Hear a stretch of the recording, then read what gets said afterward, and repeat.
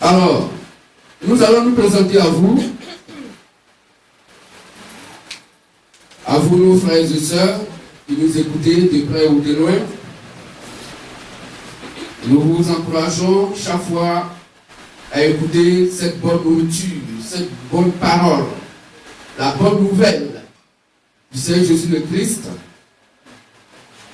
C'est par l'évangile qu'il a confié, qu'il a laissé à ses disciples, ses premiers disciples appelés les apôtres. Que Dieu bénisse. Nous sommes le ministère de la voix de minuit, Matthieu 25 et à 6. Il n'a rien à voir avec le ministère de Kakou Philippe, des ministères copies, non conformes. Ministère de la relation de l'épouse, copie non conforme, non authentique. Nous sommes le glorieux ministère de la fin des temps concernant l'Église des Nations. Après ce ministère, il n'y a plus d'autres ministères. C'est le ministère de la clôture du christianisme terrestre concernant l'Église des Nations. C'est nous, le ministère de la voix de minuit, Matthieu 25 à 6,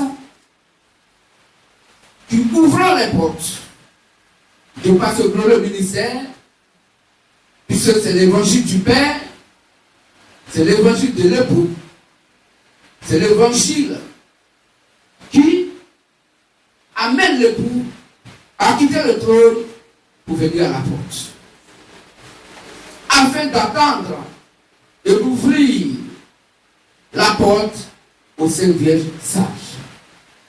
Qu'est-ce que vous dites? Comprenez que avant qu'il y ait des photocopies non conformes, il faut forcément l'original, authentique. Et nous sommes de Matthieu 21 à 6 ans authentique. Nous sommes ce glorieux ministère authentique. Ce ministère qui réveille un glorieux message prêché par William Marion Branham, né en 1906. Il est mort en 1965.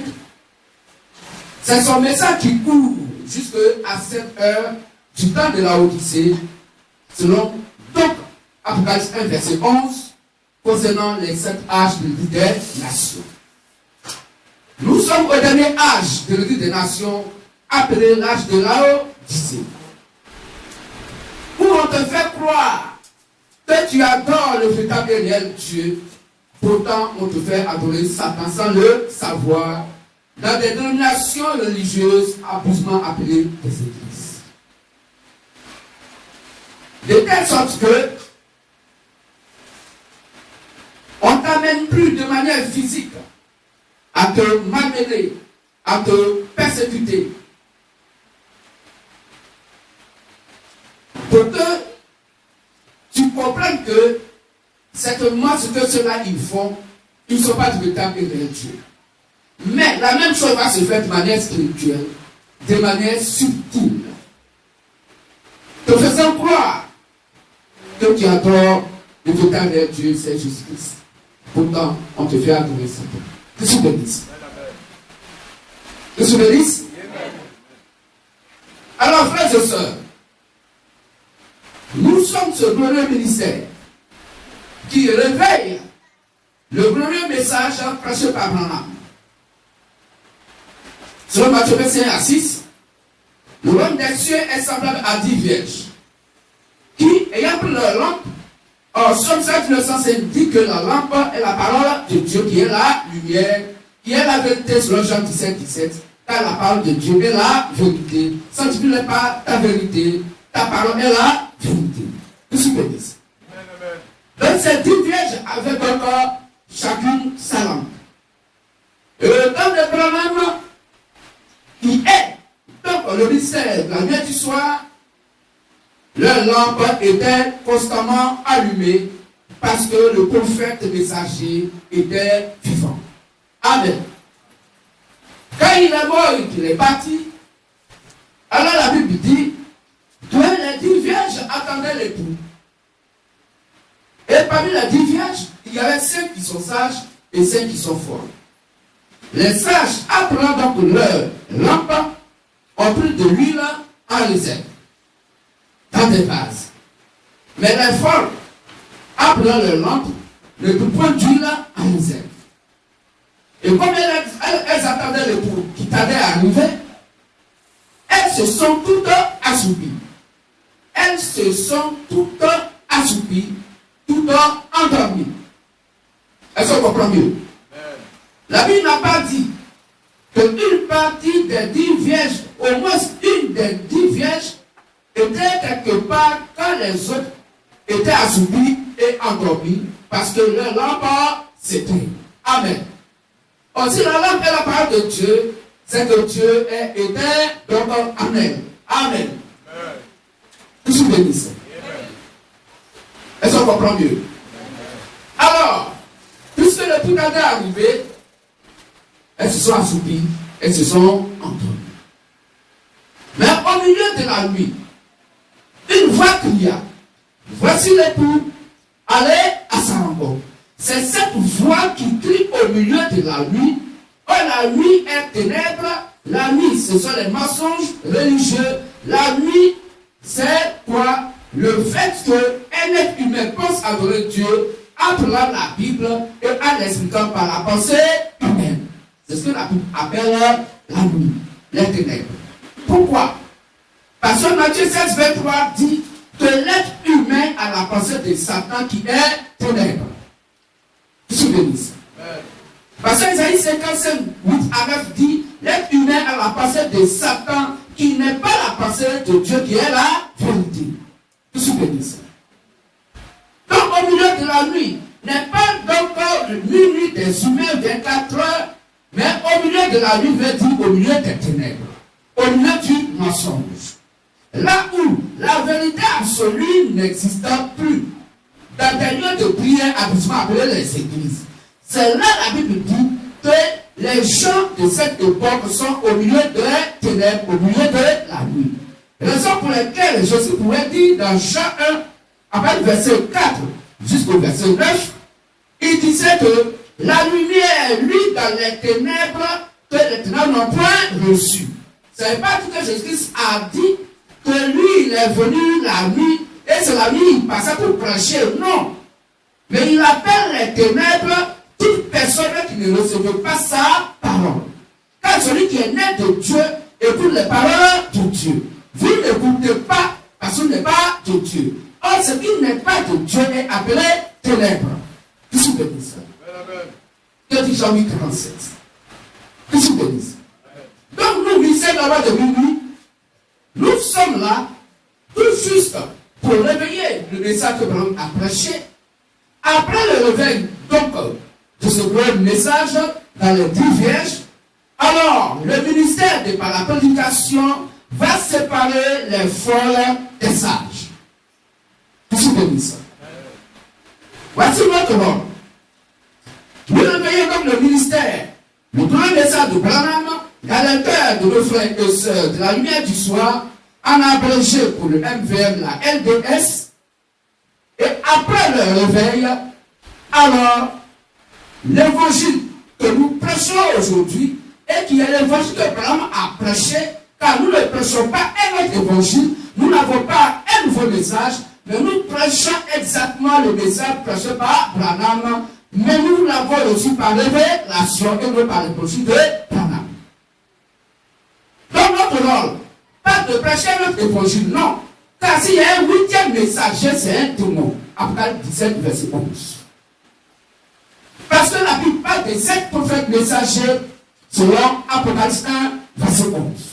Il n'y a que 7 prophètes messagers, il n'y a que 7 églises des nations où Dieu envoie une étoile à chaque église des nations. L'étoile étant quoi? L'ange de l'église des nations. C'est pas il dit à l'ange, va, écris le frère Jean écrit donc cette lettre donc à l'ange de l'église des nations de telle assemblée, à Éphèse, à Smyrne, Pergame, jusqu'à Laodicée. Donc à chaque acte de l'église des nations, Dieu envoie un ange appelé le prophète messager majeur. Amen. Qui n'a rien à voir avec le prophète mineur. Qui se bénisse. Le prophète mineur vient d'Éphésiens 4:11. Mais le prophète messager, il ne vient pas d'Éphésiens 4:11. Il ne vient pas de ses ministères. Mais c'est le prophète messager de par son évangile que suscite les sept ministères. Pour dire que c'est le prophète messager de par l'évangile qui prêche que va naître quoi? Les 50 ministères où il y a le prophète mineur. Qui se bénisse.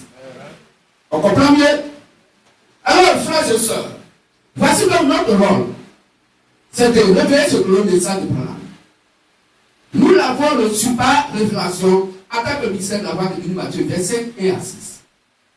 Et si quelqu'un se disait que, ayant baptisé ou cru au message que Branham a prêché, et qu'il dirait un jour que c'est de par lui que le réveil va se passer, c'est de par lui que l'enlèvement va se passer, la personne ment, la personne est une menteuse. Puisque la Bible dit que toutes les vierges que Branham a eues à Christ, selon 2 Corinthiens 11, à partir du verset 1 au verset 3, la Bible dit qu'elles étaient tout le temps assoupies, tout le temps endormies, toutes assoupies, tout le temps endormies. Donc, à cette heure du temps de la Odyssée, il n'y a personne qui aurait cru au message de Branham qui puisse faire le réveil donc de l'évangile, la fête des temps, et de manifester quoi? L'enlèvement. C'est impossible. C'est pas que tu sois fort. Attends, le ministère de la voix de Dieu, Matthieu, verset 6, que même le fils de William Harold Branham ne peut jamais faire le réveil. C'est impossible. Il ne peut jamais faire l'enlèvement. C'est impossible. Parce qu'il a cru au message de Branham, il fait partie des 10 vierges. Est-ce que vous comprenez? Donc si tout le temps sont assoupis et endormis, lui aussi il dort. Il dort. Il est dans un profond sommeil. Il dort. Pourquoi? Parce que tu peux avoir une certaine qualité de la vérité ou quantité de la vérité, mais Dieu ne tient pas compte de la quantité de la vérité. Il faut toute la vérité. Il ne faut pas une partie de la vérité et il va y avoir une autre partie où il y a un peu de mensonge. Ça ne marche pas avec Dieu. Que je bénisse ça. Selon Matthieu 4:4, l'homme va se celui de toute la vérité, de toute la parole de Dieu. Amen. Que je bénisse ça. Donc, si quelqu'un se dit du message de Branham, et cette personne dit qu'aujourd'hui, c'est eux qui font l'enlèvement, réveiller ce gros message de Branham, la personne ment, cette personne tort. C'est vrai, tu crois que ça de Branham, c'est vrai, tu as la vérité, mais si tu ne comprends pas Matthieu verset 1 à 6, alors tu es dans l'erreur. Amen. Tu dors. C'est ce point-là qui est fatigué. Le point du message de Branham, c'est Matthieu verset 1 à 6 qui est fatigué. Parce qu'il ne peut pas comprendre ce que ça veut dire. Parce qu'ils ont des interprétations du lait de la nuit de Matthieu verset 1 à 6. Il n'y a que nous, l'histoire d'avoir de Matthieu verset 1 à 6, qui avait expliqué Matthieu verset 1 à 6, qui avait expliqué la voix qui crie au milieu de la nuit.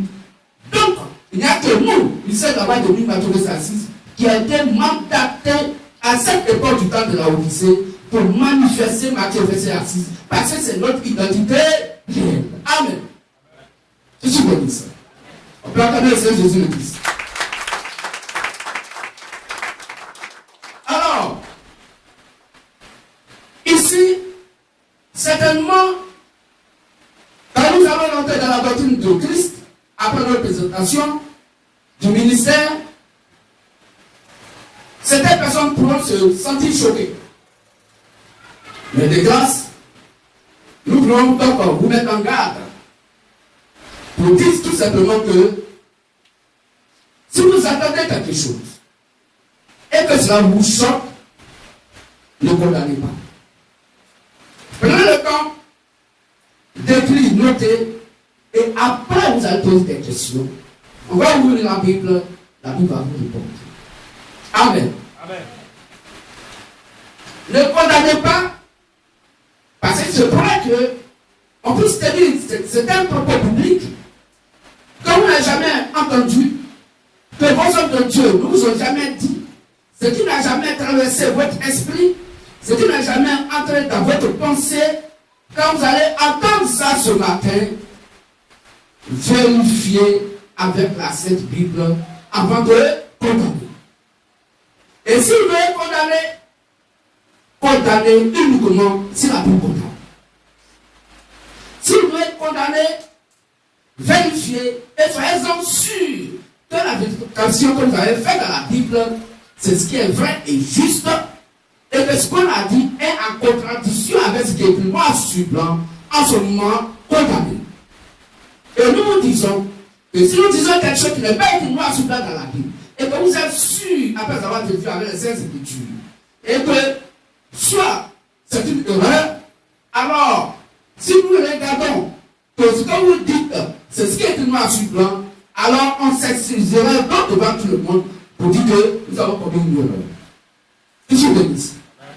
Mais nous sommes si sûrs que ce que nous prêchons est en accord avec toute la Bible.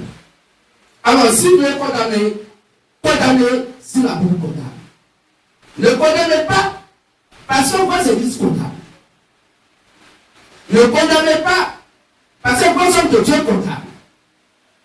Ne condamnez pas parce que votre femme de Dieu condamne. Mais le chrétien condamne parce que ce que tu dis n'est pas en accord avec la Sainte Bible et surtout la doctrine des apôtres. Que je bénisse. Est-ce qu'on se comprend mieux? Très bien. Que je bénisse. Parce que certains propos peuvent certainement vous troubler. Et ce n'est pas la première fois. Quand Jésus était là, qu'est-ce que les pharisiens, les scribes et les peuples sacrificateurs, qu'est-ce qu'ils disaient? Ils disaient, mais d'où lui vient cette doctrine? D'où lui vient cette doctrine étrangère? Ils disaient que Jésus-Christ avait une doctrine étrangère. Pourquoi? Parce que pour eux, c'est étrange. Étant pour dire que ce qu'eux-mêmes ne connaissent pas dans leur lieu de prière. Est-ce qu'on comprend mieux? Quand Paul prêchait, quand les Pierre prêchaient, les gens disent, mais il prêchait une doctrine étrangère. Mais ça, on n'a jamais entendu chez nous ici. Et ils étaient frappés par la doctrine de Paul, frappés par la doctrine de Christ, frappés par la doctrine de Pierre, d'où par la doctrine des apôtres de Jésus-Christ. C'est la même chose aujourd'hui. Puisque Dieu ne change pas, selon Hébreux 13:8, puisque Dieu ne change pas, selon Ecclésiaste 3:14 à 15, il est évident que si hier les gens ont été frappés par la parole de Christ, par la doctrine de Christ, aujourd'hui, si nous prêchons exactement le même évangile que Christ a prêché, il est évident que les gens aujourd'hui encore puissent appeler ça une doctrine étrangère. Que se bénisse. On comprend mieux? Que se bénisse.